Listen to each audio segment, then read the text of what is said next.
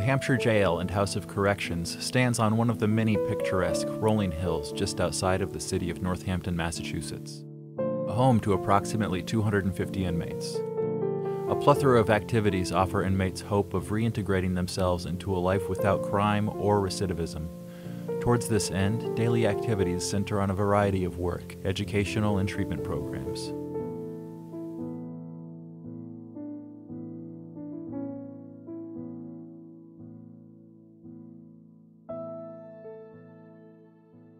I truly believe that people are sent here as punishment and not for punishment. Along with that, I do not believe that we are in a position to make judgments on whether or not guilt or innocence of these people or the magnitude of their crime or what their crime is. As a matter of fact, I don't really care to know what their crime is.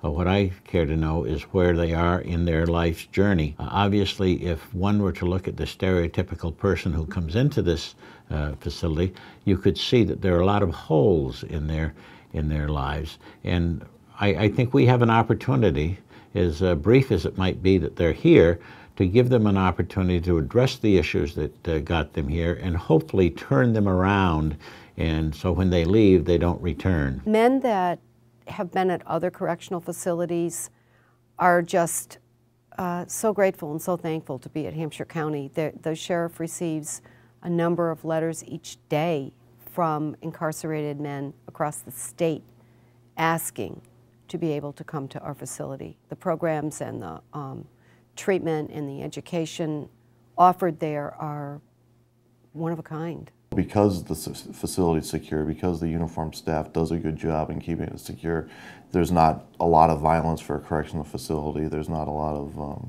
escape attempts, suicide attempts. There is here like there is anywhere else.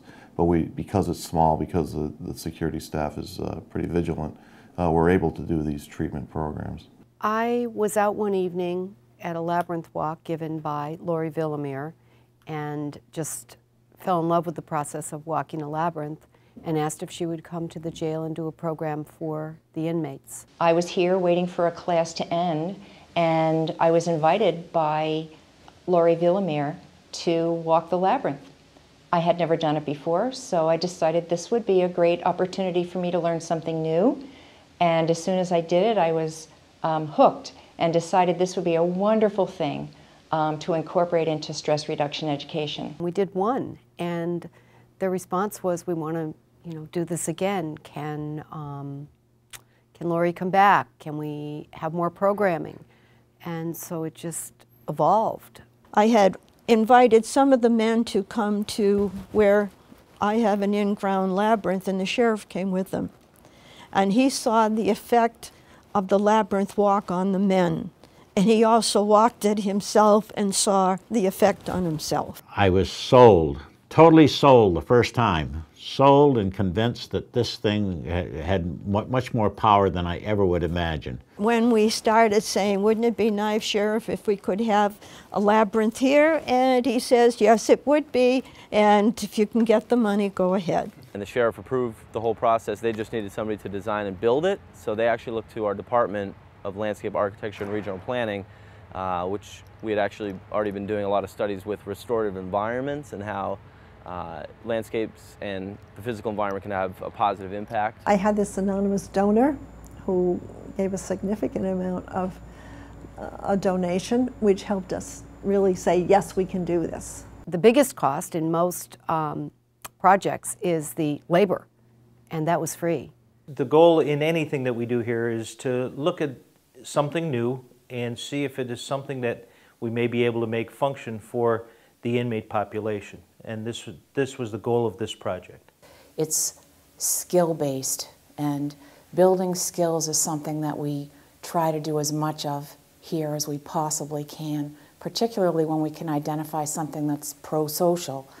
The inmates who are incarcerated here participate in lots of groups all day and into the evening. They do OUI groups, they do criminal thinking groups, substance abuse groups, as well as education and vocational training. And so we require a pretty high level of participation from all the men who we have in our programs here. And in that same effort, we want to treat the whole person. So the Labyrinth is an opportunity to support that individual who's doing a lot of work here and find opportunities to reflect, stop and think. You know, a lot of substance abusers have a ready, shoot, aim approach to problem solving. And this gives us the opportunity to do something different. You know, that's one of the key things of being in here is to stay busy. You know, if you're staying busy, then you feel good about yourself. You feel like you have a nice routine going.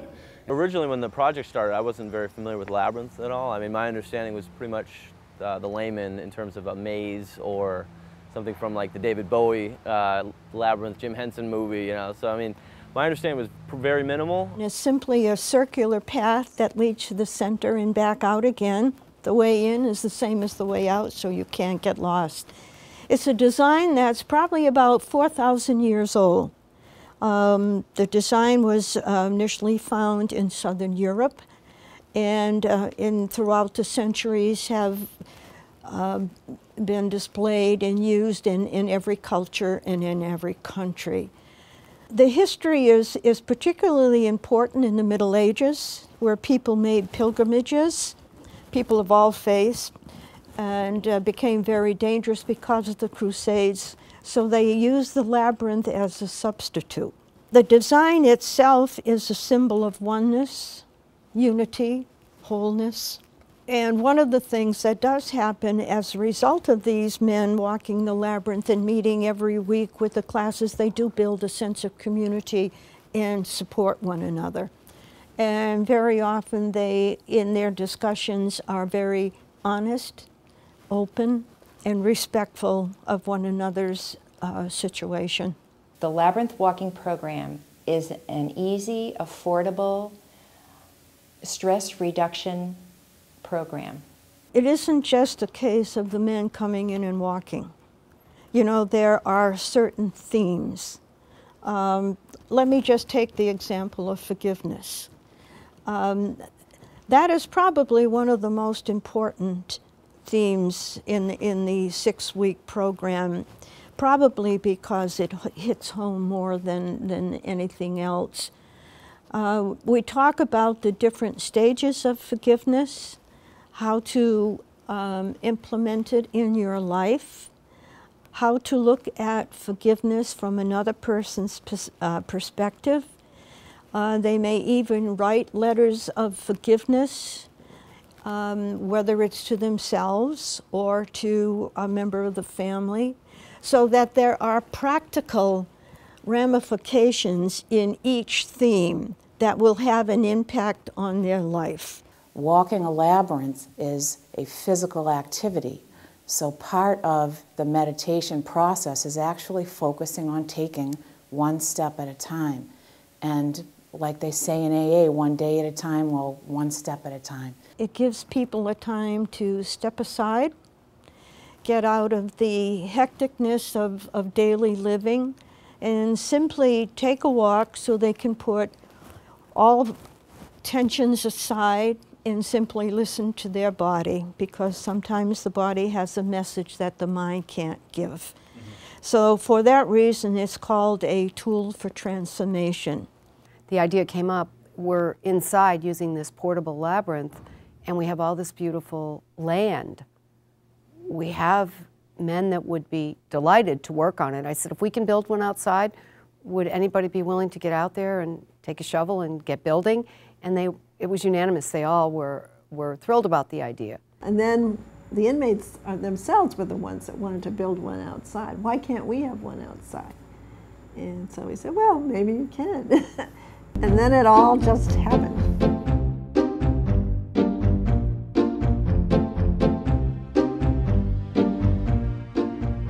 It became a real inmate program.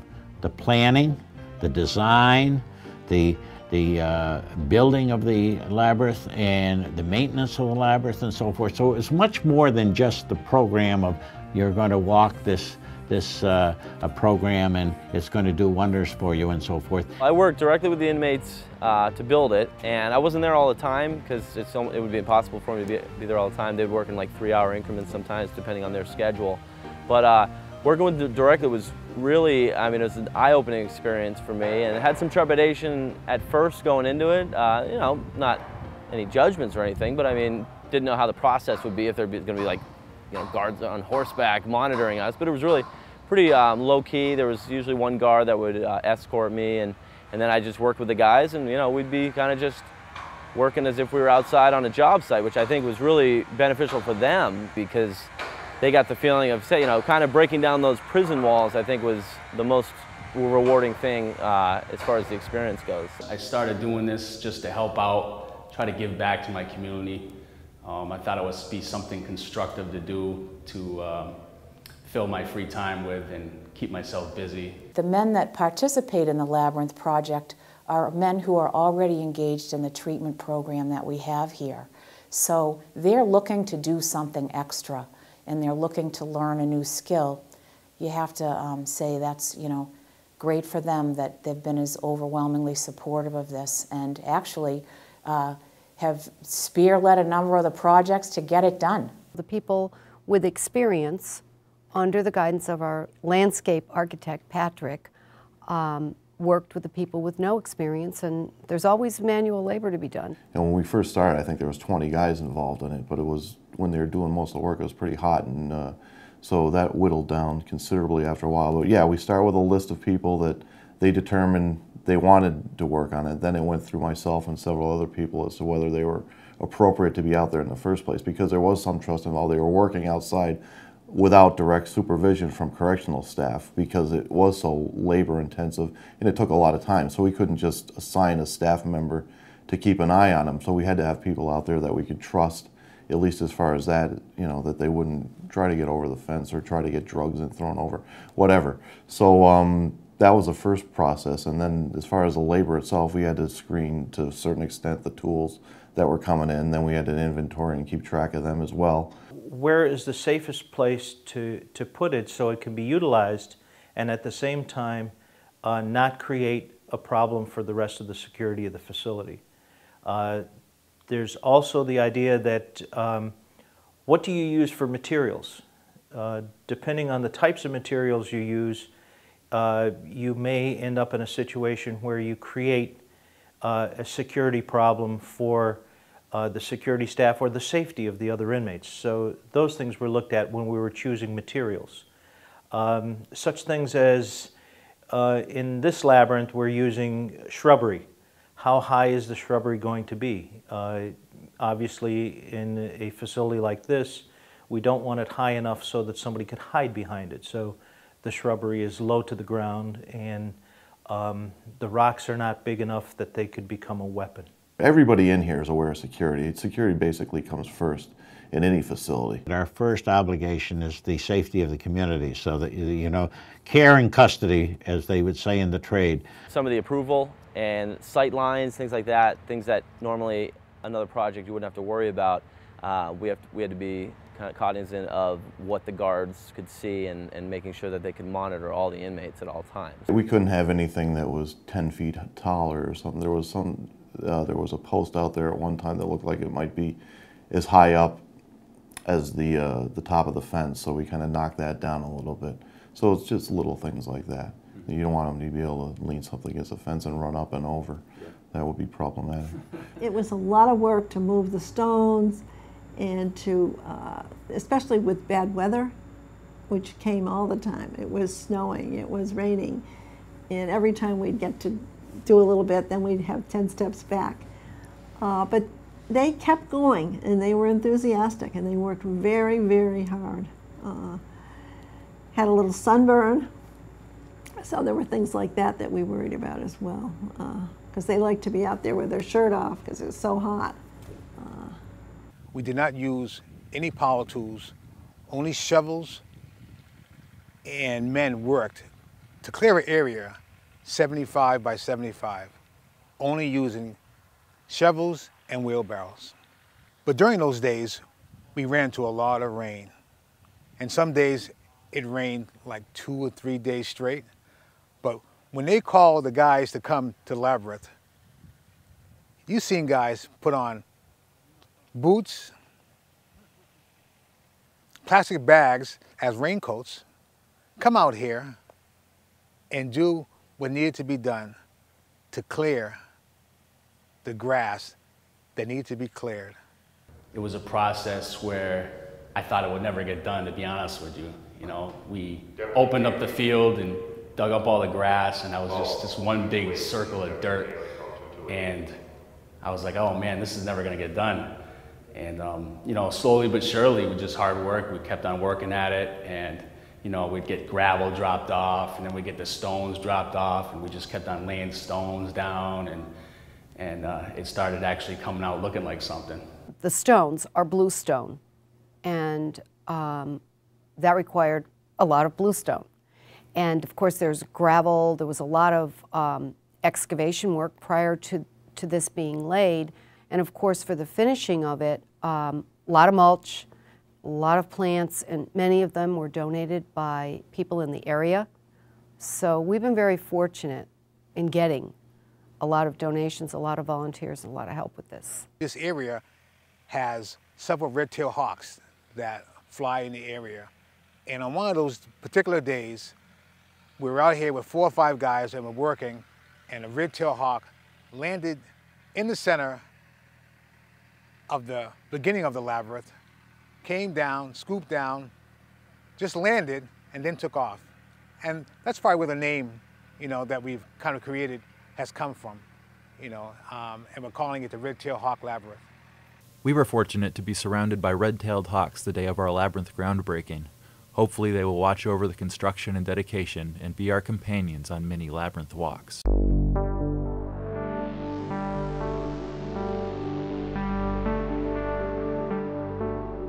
We try very hard with an outstanding staff to provide people opportunities to change, and to change in a positive way where they're going to be able to address the issues that got them here as clients. And it's only because of the fact that the dedication and the work of the staff here that these things happen. A real big plus was the dedication of the clients, many of them in this room today, that went out there with the shovels and the picks and so forth, and did this manual labor for an extended period of time. And it was manual, so manual that I stayed away from it as far as I could. But however, you know, through this whole process, these gentlemen were sold on the whole idea and philosophy of the labyrinth. You find out that these guys are not bad guys. There's no doubt in my mind that these guys are not bad guys. I'm not a bad guy, I just made the wrong choice. The Labyrinth project definitely will have an impact on the community of inmates here at the Hampshire County Jail. I think that will have an ultimate impact on the entire community, that is the correctional staff as well as the treatment staff. One of the inmates said to me after he had walked the labyrinth, he slept the first night, all night long since he'd been here, and he had a wonderful dream. Another one that I remember, he said he got into a very difficult situation.